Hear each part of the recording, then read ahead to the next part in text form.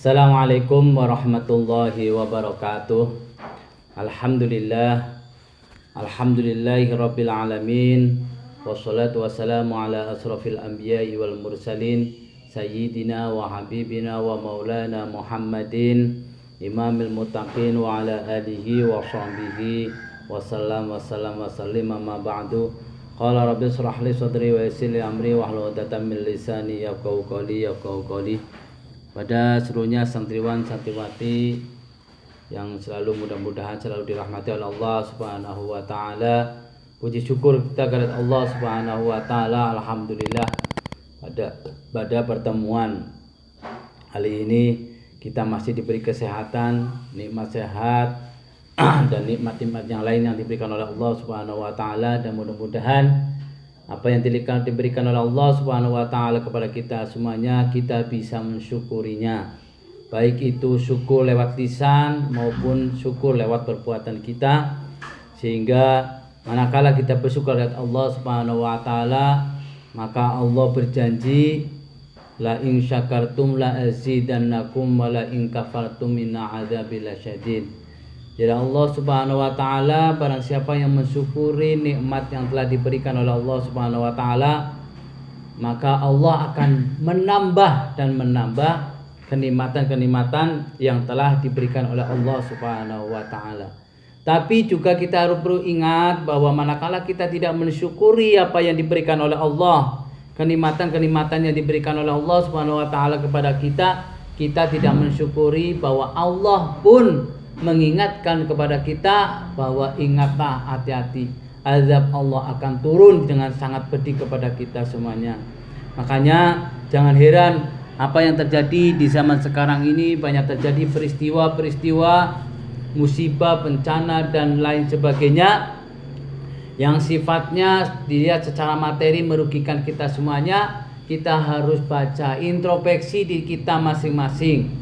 Apakah peristiwa-peristiwa yang terjadi sekarang ini merupakan azab ataupun peringatan untuk kita selaku orang yang beriman?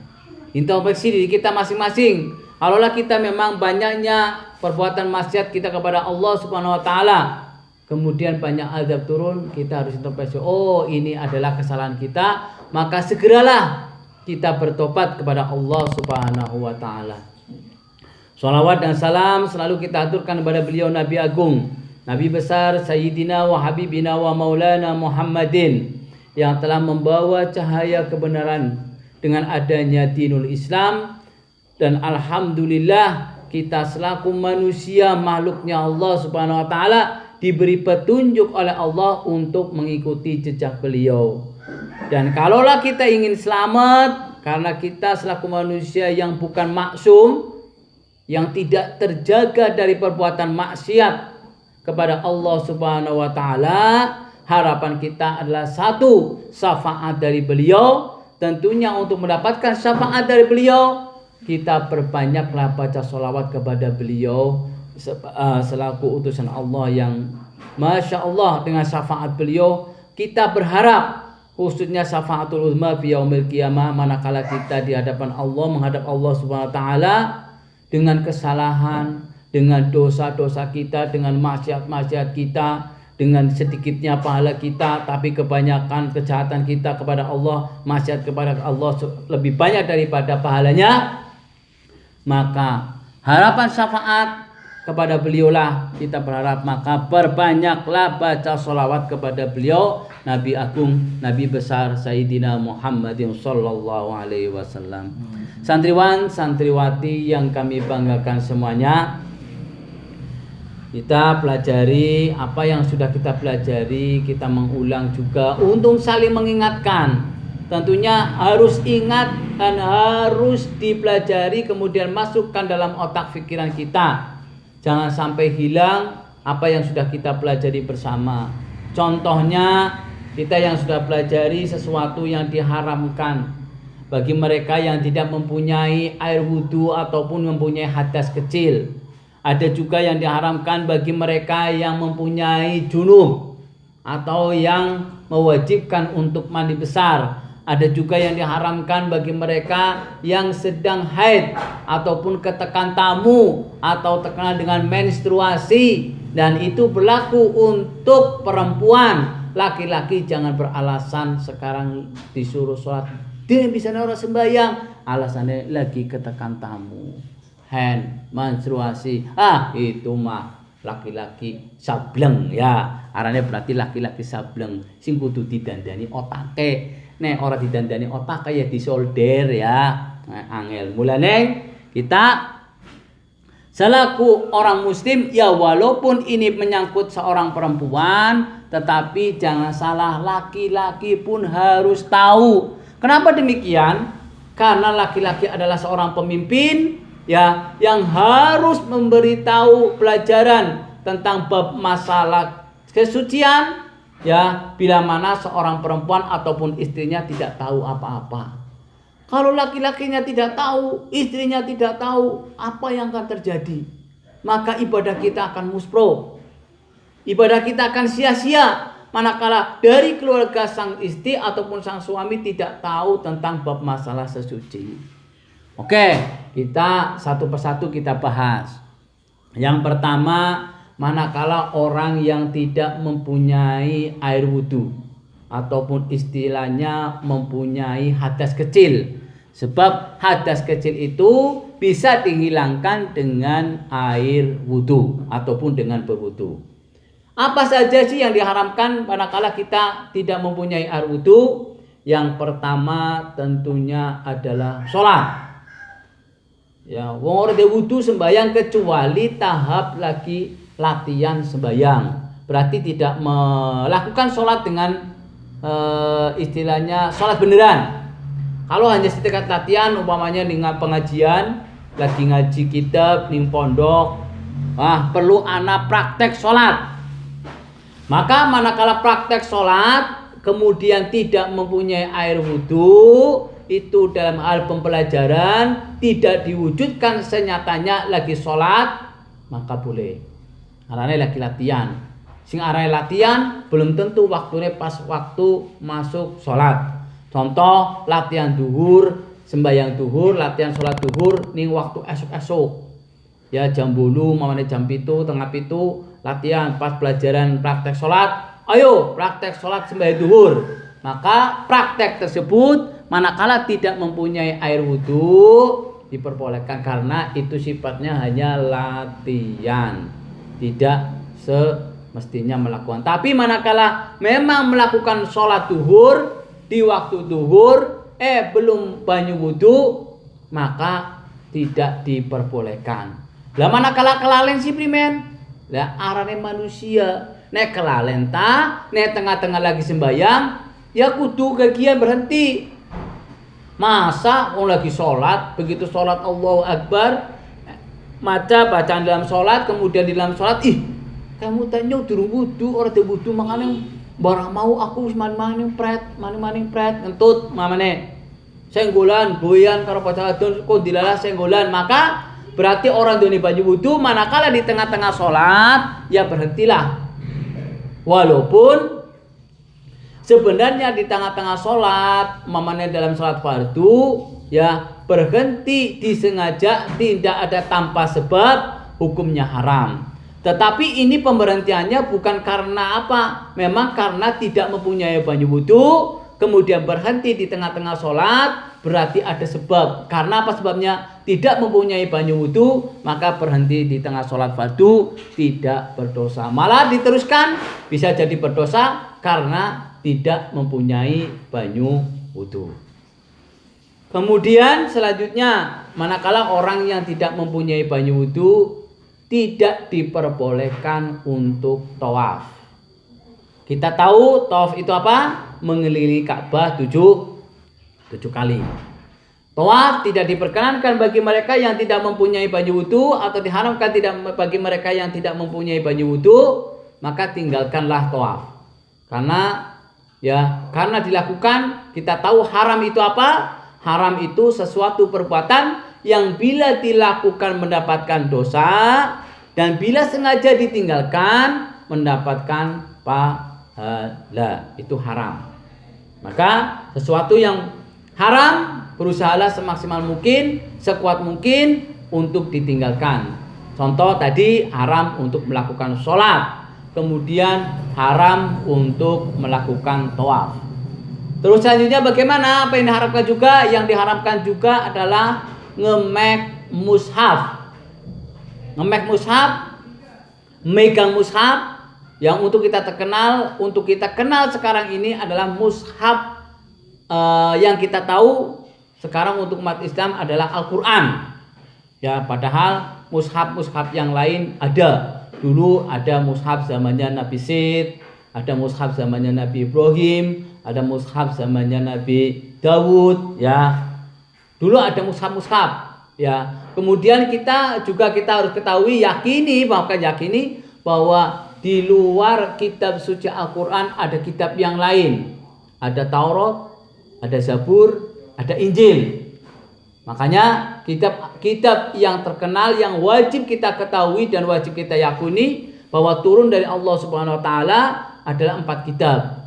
Walaupun kenyataannya kita tidak pernah melihat kitab Zabur, kitab Taurat, kitab Injil kita yakin pernah melihat, tapi apakah kitab Injil sekarang itu sudah berubah? Ya, kesuciannya sudah diorak-arik ting wong sing ora bertanggung jawab. Ya, sehingga manakala kita memegang kitab Injil, saya yakin karena kesuciannya sudah agak diragukan. Kalau kita tidak mempunyai air wudhu, ya kayaknya kalau meragukan boleh. Tetapi mana Al-Quran itu sudah sumpah dijanji oleh Allah Subhanahu wa taala bahwa Al-Quran yang diturunkan oleh Allah Subhanahu wa taala, maka Al-Quran dijaga oleh Allah Subhanahu wa taala. Sampai sekarang Al-Quran masih terjaga kesuciannya, tidak ada satu makhluk pun yang mampu merubah Al-Quran. Jadi manakala kita tahu Al-Quran itu masih suci, kitab suci yang kita yakini, maka janganlah manakala kita memegang tidak mempunyai air wudhu. Usahakanlah tetap dalam keadaan apapun, kalau mau kita memegang ataupun membaca Al-Quran, ya usahakanlah kita mempunyai air wudhu. Walaupun membaca Al-Quran itu boleh manakala kita tidak mempunyai air wudhu, ada pahalanya. Tetapi kalau kita mau memuliakan, ya berwudhu dululah sebelum membaca Al-Quran. Kemudian yang diharamkan juga manakala orang yang tidak mempunyai air wudhu, yaitu membawa mushaf ataupun membawa Al-Quran untuk sekarang sebagai umat Islam. Jadi jangan seenaknya kalau tidak mempunyai air wudhu, melihat Al-Quran, main cangking, main bawa, seenaknya dewek. Sebab hukumnya haram. Tidak boleh selaku umat Islam dengan seenaknya membawa Al-Quran. Nah, bagaimana kecuali kalau mau menyelamatkan? Nah, kalau mau menyelamatkan Al-Quran dalam keadaan lidorurah, umpamanya ya Allah, anak Al-Quran kongletak nimperak comberan kotorane manusia, naudzubillah min dzalik. Ibaratnya ana wong gawa Al-Quran tiba orang sengaja kok ketumbuk dibuang, masya Allah nimperak kotoran. Sedangkan kita dalam keadaan posisi tidak mempunyai air wudhu.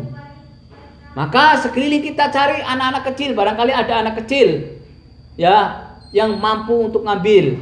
Kalau sekiranya memang tidak ada sama sekali, terpaksa kita cari timpalah, cari apa-apa dengan tujuan untuk menyelamatkan Al-Quran, menghormati Al-Quran, menyelamatkan Al-Quran, karena Al-Quran adalah kitab suci yang dimuliakan oleh Allah Subhanahu wa taala dan harus juga dimuliakan oleh kita selaku umat Islam yang meyakini bahwa Al-Quran adalah merupakan pokok ataupun imam ataupun sebuah ketentuan yang harus diikuti manakala dalam kita hidup di alam dunia maupun ingat mau hidup di alam akhirat.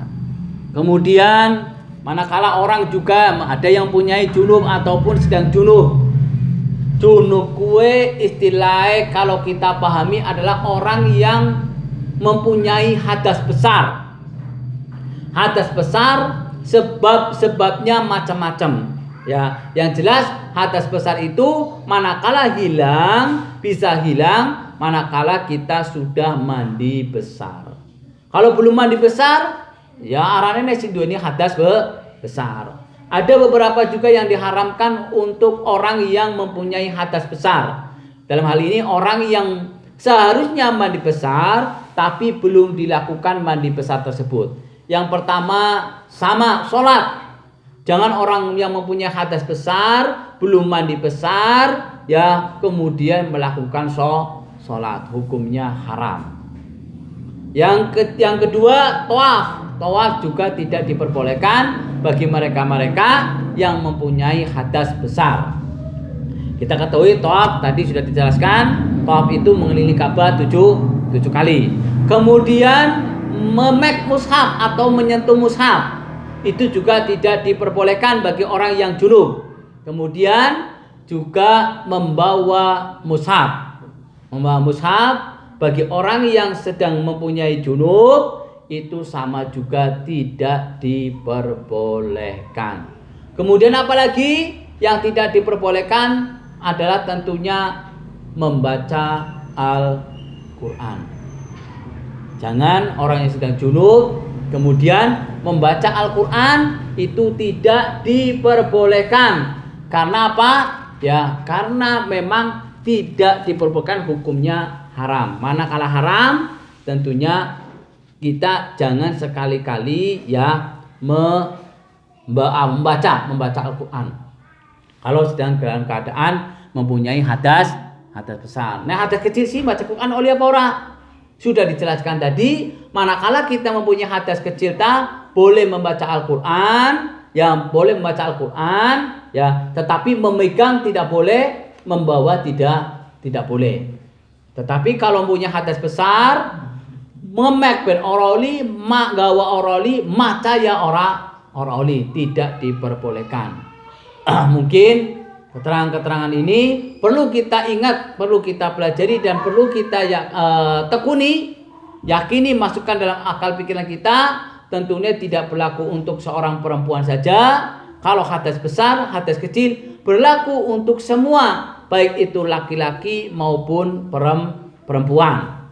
Tetapi untuk yang lain kayak haid, nifas, nah itu berlaku untuk perempuan. Walaupun untuk berlaku untuk perempuan, tetapi kita seorang laki-laki sekali lagi harus tahu tentang masalah sesuci. Baik itu sesuci wujudnya, sifatnya hal-hal yang mengandung najis, ya, ataupun sesuci hal-hal yang sifatnya hadas.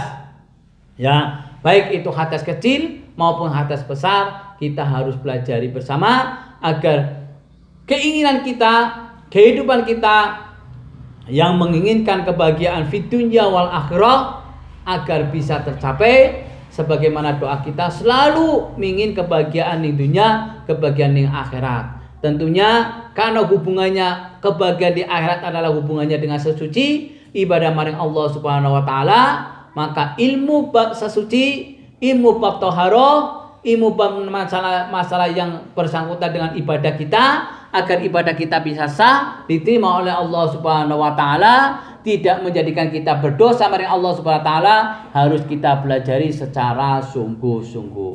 Itu saja, nanti akan kita sambung bersama, kita pelajari bersama, kita ingatkan bersama, kita saling nasihati bersama agar kehidupan kita, agar keinginan kita bisa tercapai. Bagaimana keinginan kita? Sekali lagi, keinginan kita selalu Rabbana atina fid dunya hasanah wa fil akhirati hasanah wa qina adzabannar. Cukup sekian, billahi taufiq wal hidayah. Wassalamualaikum warahmatullahi wabarakatuh.